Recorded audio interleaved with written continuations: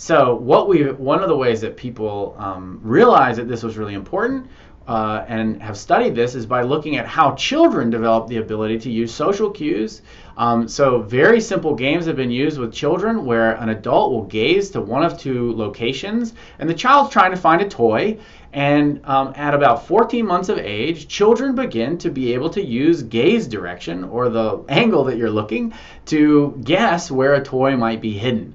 At the same time, they also start to use gestures, like this pointing gesture, for the same purpose. They can understand you are trying to tell them where something is in the environment, and they understand that you may know, they start to understand that you may have seen something that they hadn't seen before. And using social cues is an indicator that they are doing this very interesting calculation about what others are thinking. The reason this is so important, of course, is because we think that the ability to think about the thoughts of others is what allows for humans to imitate one another. It's what allows humans to intentionally deceive one another. It also is what allows us to have empathy for one another, to actually feel the feelings of someone else. And it's also crucial for collaboration. And of course, everything that's human follows from these abilities, whether it's culture, language, politics, or institutions. Without imitation, deception, empathy, collaboration, which totally relies on theory of mind, you couldn't have all of the things that we think of as being human. So people think it's kind of a big deal whether or not theory of mind is really unique to our species.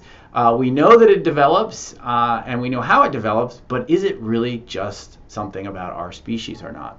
So to answer that question, we took a phylogenetic approach. We looked at our close relatives, and we did the same types of games that you saw we did with that other researchers have done with children.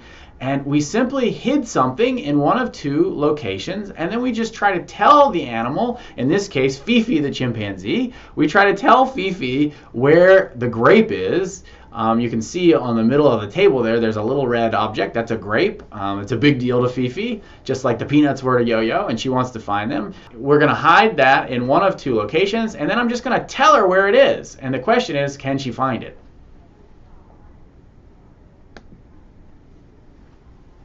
So I'm hiding it in one of two places.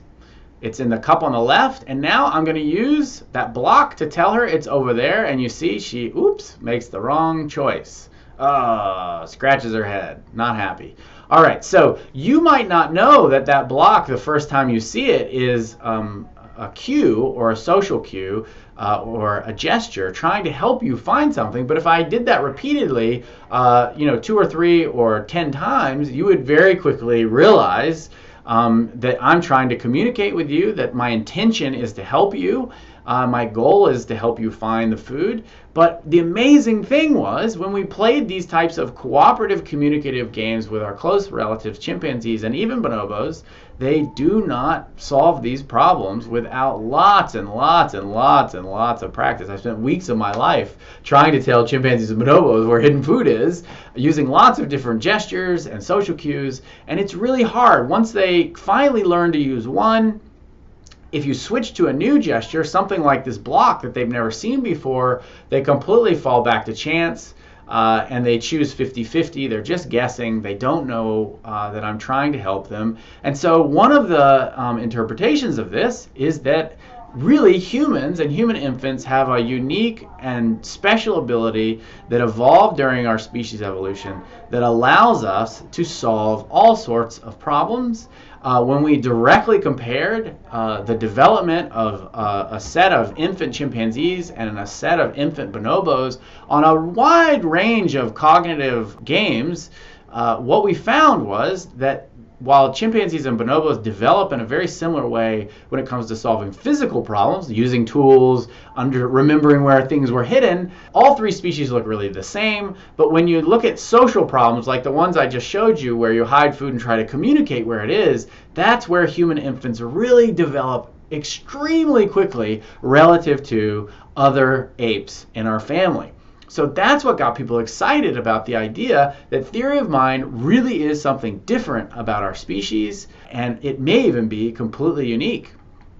So theory of mind, to wrap up, Darwin recognized that human cognition was a major challenge for evolutionary theory.